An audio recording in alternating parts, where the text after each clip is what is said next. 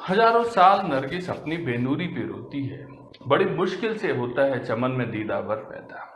जी हाँ, हजारों तो नहीं पर 40-50 साल इन सरकारी कंपनियों, सरकारी बैंकों ने इंतजार किया और फिर हमारे पार की नजर वाले मोदी जी प्रकट हुए, जिन्हें इन सार्वजनिक उपक्रमों की सही कीमत पता थी और वो इन्हें औने पौने दाम पर बेचना भी जानते थे।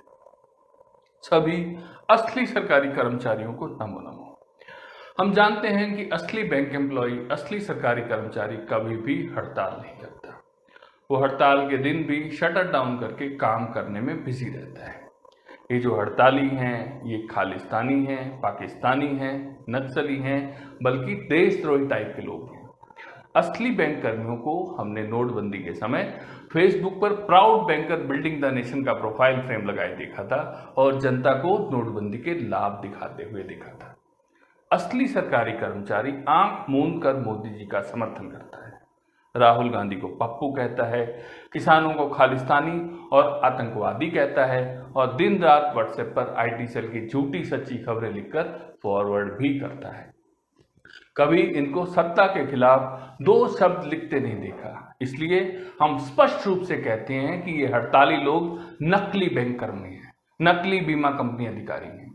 असली सरकारी मुलाजिम जानता है कि निजीकरण राष्ट्रहित में है।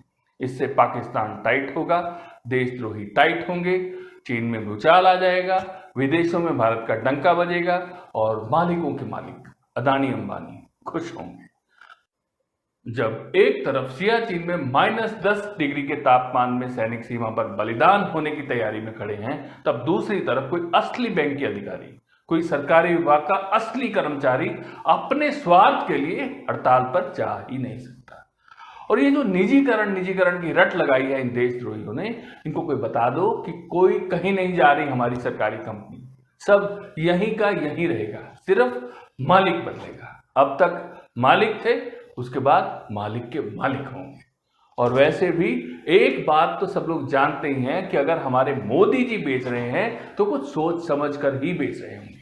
इसलिए सभी सच्चे सरकारी कंपनियों को राष्ट्रहित में, धर्म हित में बलिदान तो देना ही होगा, चाहे वो बैंक एम्प्लॉय हों, रेल कर्मचारी हों, LIC सेक्टर के लोग हों या तेल कंपनियों के मुलाजिम हों। पूरे 827 साल की तपस्या के बाद हमें एक सच्चा हिंदू राजा मिला है, इसलिए छोटे मोटे स्वार्थों को लेकर उसे बिल्कुल भी परेशान नहीं करना है। अपनी छोटी मोटी समस्याओं का रोना रोना बंद कर दीजिए। ज्यादा लगता है तो सर्जिकल स्ट्राइक देखिए, 4 गुना कीमत में खरीदे राफेल से पाकिस्तान को कांपते देखिए, 3 तलाक विधेयक से खुशखुशाल हुई अपनी बहनों को देखिए, तड़पते जीजाओं को देखिए। और वैसे भी धारा 370 रद्द हो चुकी है साथियों, तो कश्मीर की बर्फीली वादियों में प्लॉट खरीदने की तैयारी कीजिए। कहां हड़ताल जैसे फिजूल के चक्रों में अच्छे दिनों को बर्बाद करने पर तुले हैं आप लोग। क्या कहते हैं?